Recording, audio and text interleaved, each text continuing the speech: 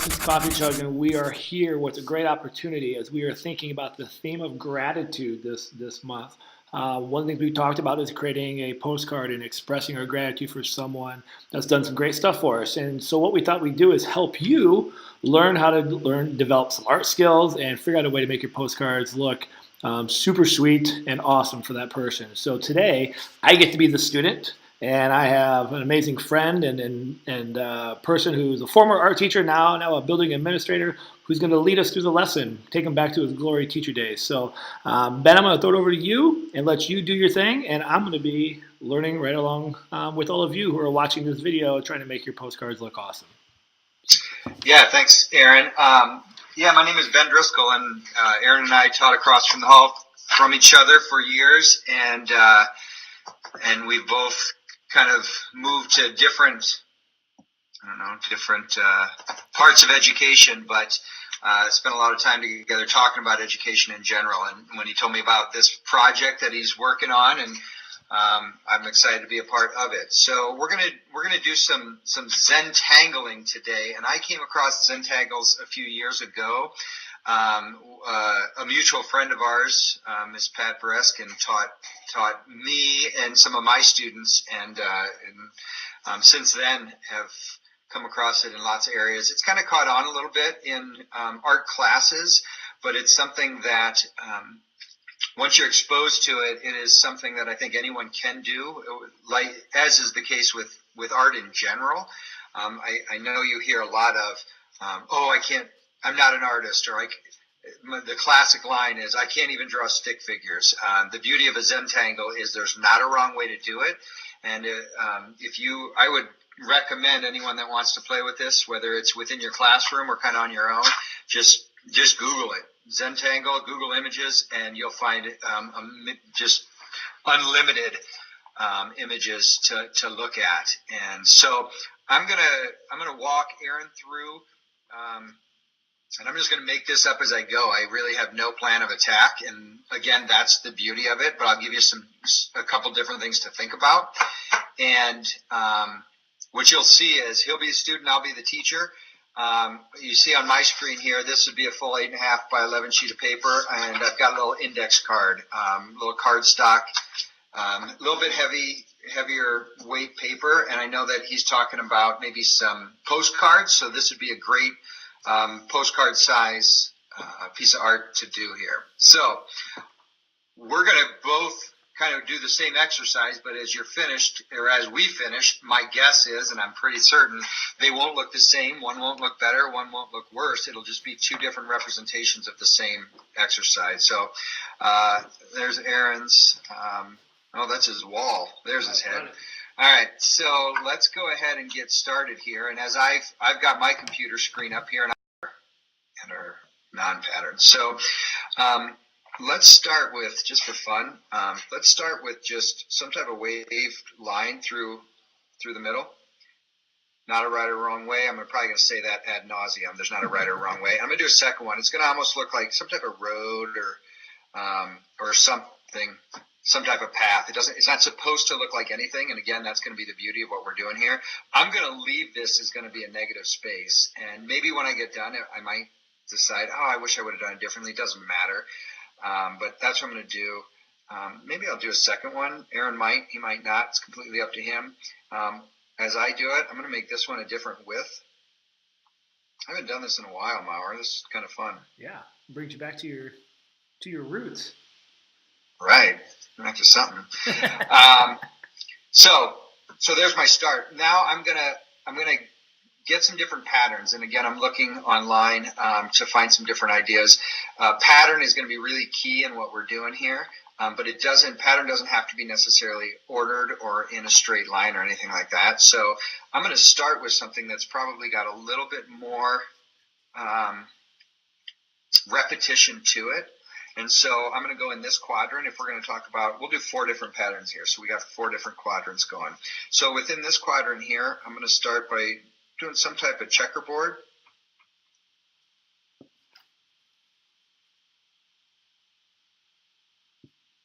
Mal, how come you get to look at my picture and I got to look at your head? So you can appreciate your own artwork by seeing my ugly baldness. Oh, is that what we're doing? Yeah. Yeah. Okay. And so I can appreciate my full head of hair. That's right. That's right.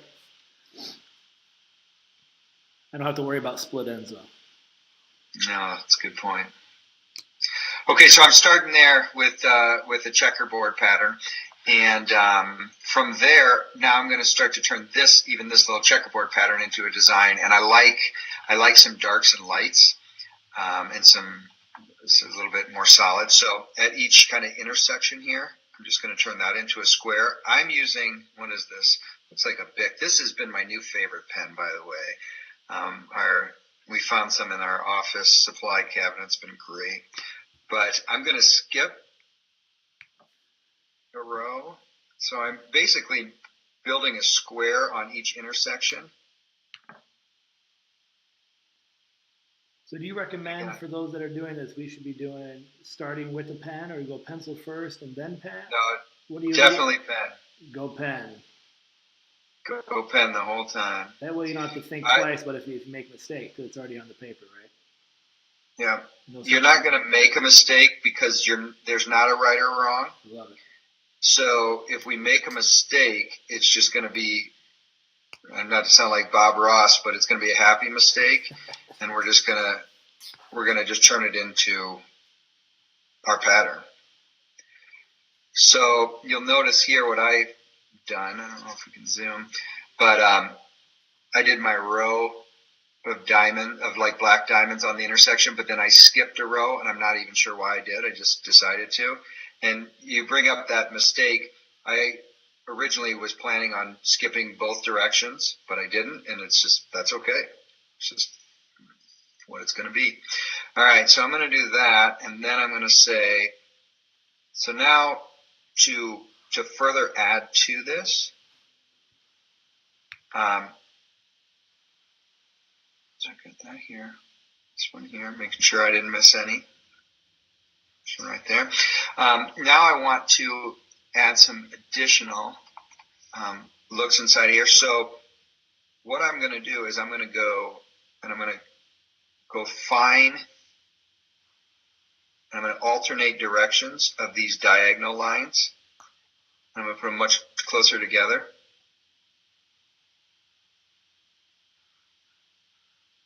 I'll bring this up so you can kind of. Yeah, that looks good. Yeah. I'm just going to fill in the rest of this quadrant with these.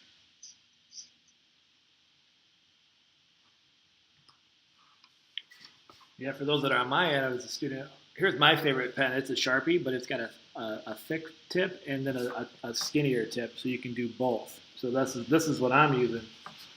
And I know since you can't see my canvas, I'm going for like a zigzag pattern here. So okay. So I've got a Sharpie kind of on standby. I don't know when I'm going to need it or when I'm going to use it, but I do have one waiting. So now I'm sitting here thinking, if you look, I just got done with, if I'm going to call that a row, and I'm trying to decide. I talked earlier about some negative space. I was thinking about leaving this one white and then skipping, but I don't think I'm gonna. I think I'm gonna fill in it all like this. So it's gonna take me just a minute here. Mauer, you might splice that later. Yeah, no, that's good.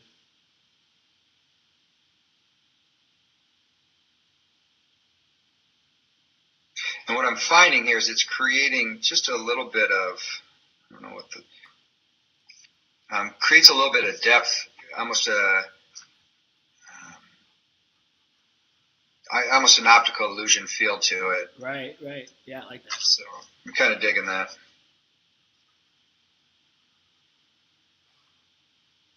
And again, I don't care who you are.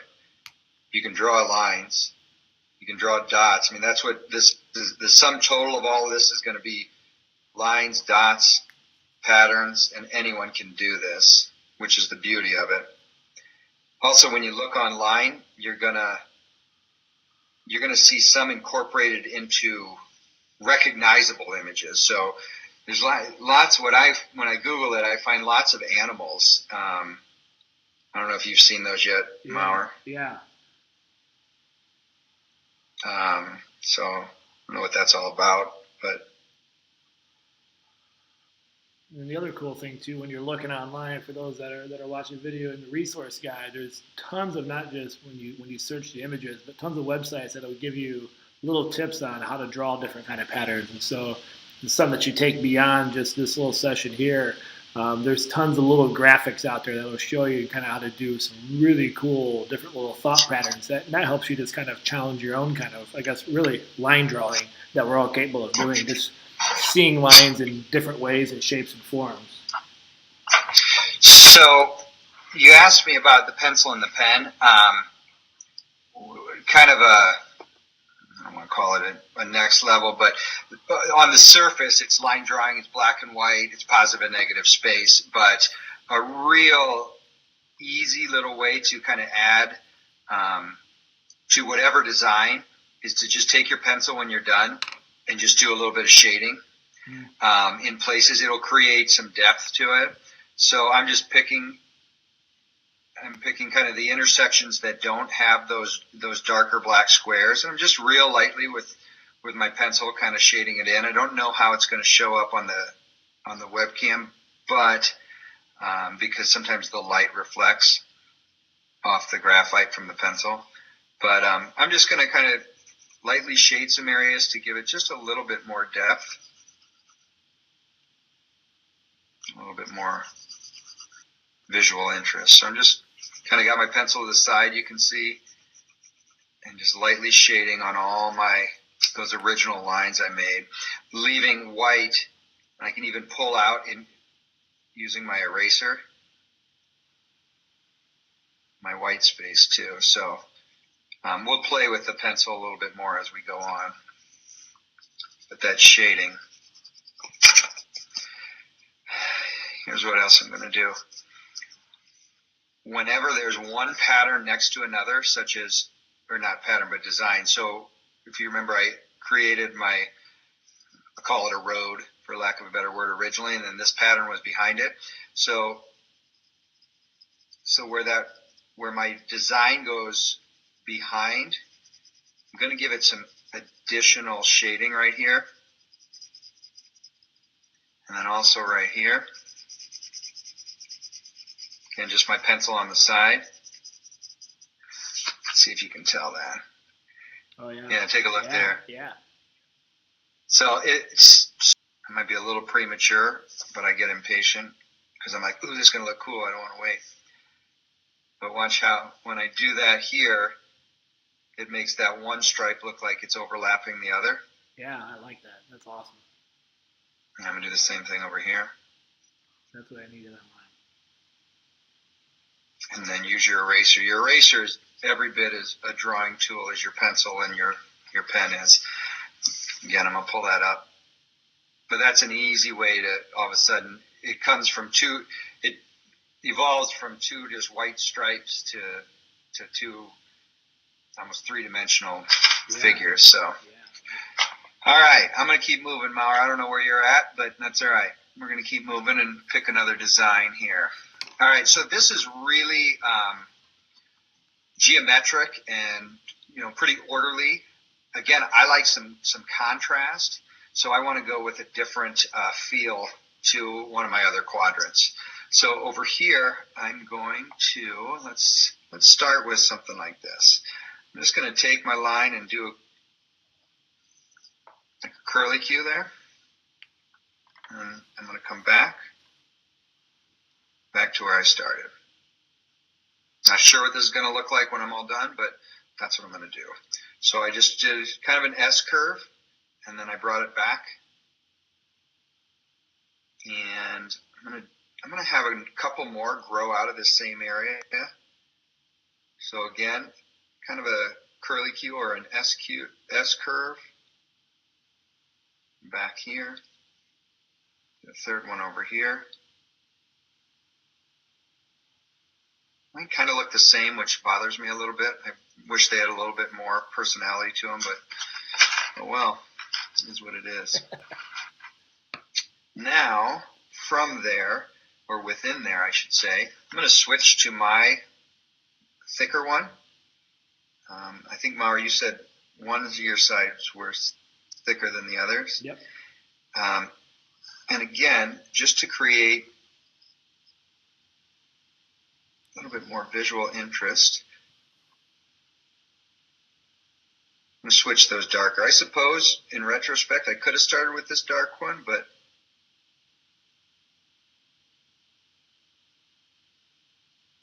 didn't, and that's okay.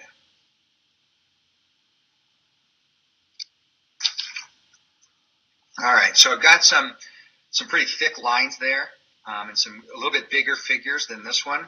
So within here, and this is just me liking contrast, now I'm going to get pretty fine. So I'm going to go with my fine point, and within here, I'm just going to do a bunch of circles, and they're going to be a variety of sizes. But in one of mine, it's going to be filled with, I don't care, bubbles, circles.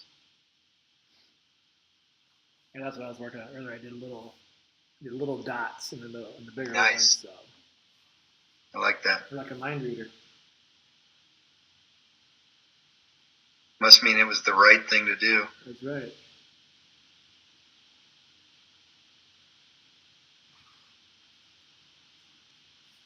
I might mimic your dot idea because I think that's going to add another layer. In fact, I'm going to, after I get done, however many circles I want, I'm going to fill in all that background space with black.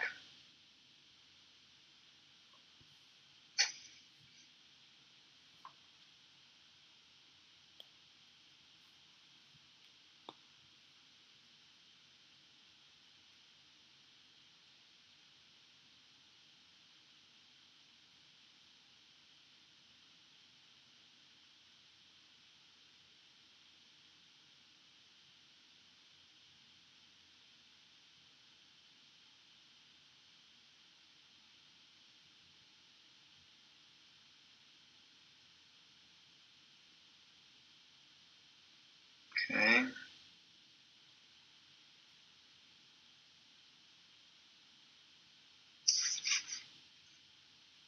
Just kind of giving our, Yeah. I like that dark. And as I was looking at it, and I'm going to recommend to anybody every so often, hold it away from yourself and look at things from a distance. Whenever you're doing a Zentangle is what we're talking about, but art in general, you got to sometimes step back from it. So something like this, if it's only postcard size, it's going to be enough just to hold it arm's length away. But when I looked at it on the screen just now, it just kind of had a different feel to it than what I'm hovering over it.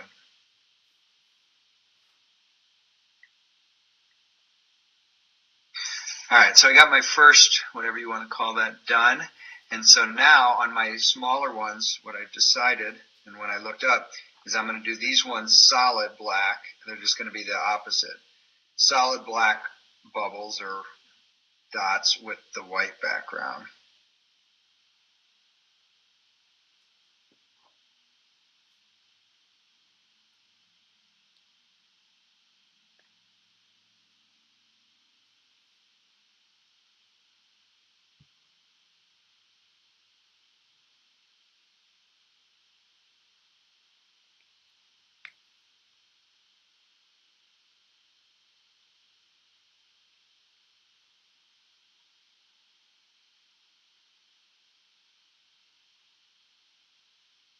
So this guy has a real kind of organic and lifelike feel to it.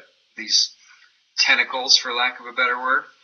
And so I'm gonna kind of go with that. And so for my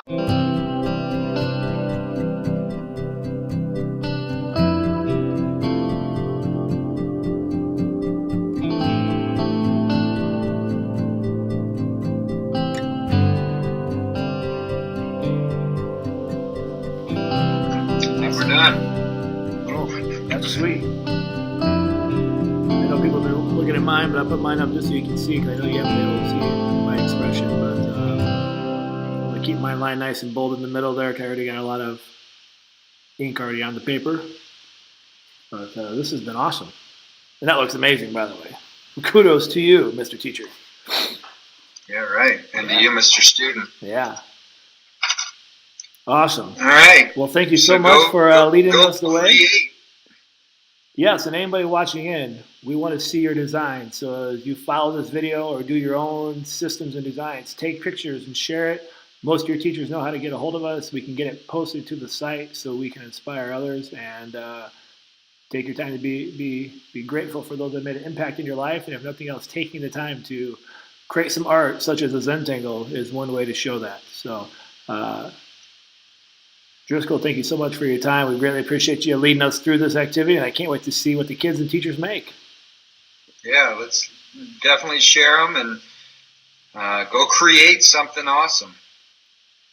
Sweet.